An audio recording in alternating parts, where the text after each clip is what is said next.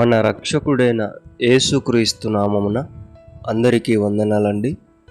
ఈరోజు దేవుని మాటలు దినవృత్తాంతములు 2వ గ్రంథము 26వ అధ్యాయం 4వ వచనం.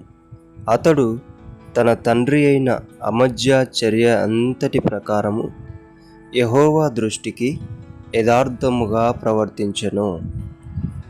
ప్రియమైన దేవుని బిడ్డలారా, మన తల్లిదండ్రులు, మన పెద్దవాళ్ళు చాలా చక్కగా దేవుని యందలి భయభక్తులు కలిగిన వారిగా బ్రతికి ఉంటారు.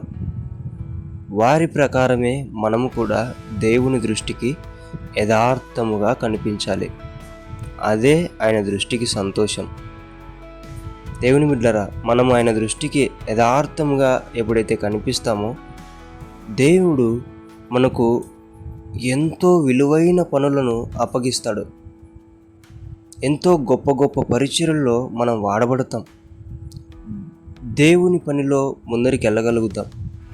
కాబట్టి ప్రతి ఒక్కరము, మనమందరము కూడా కొద్దిగా ఆత్మీయతలో బలపడి మంచిగా నమ్మకాన్ని సంపాదించుకొని యథార్థముగా దేవుని దృష్టికి కనబడదాం. ఆయన నమ్మకత్వాన్ని బట్టి మనకు ఇచ్చే పరిచర్యలో యథార్థముగా జీవిద్దాం. దేవుడి మాటలను దీవించునుగాక. ప్రార్థిద్దాం. దేవానికి వందనాలు, స్తోత్రాలయ్యా.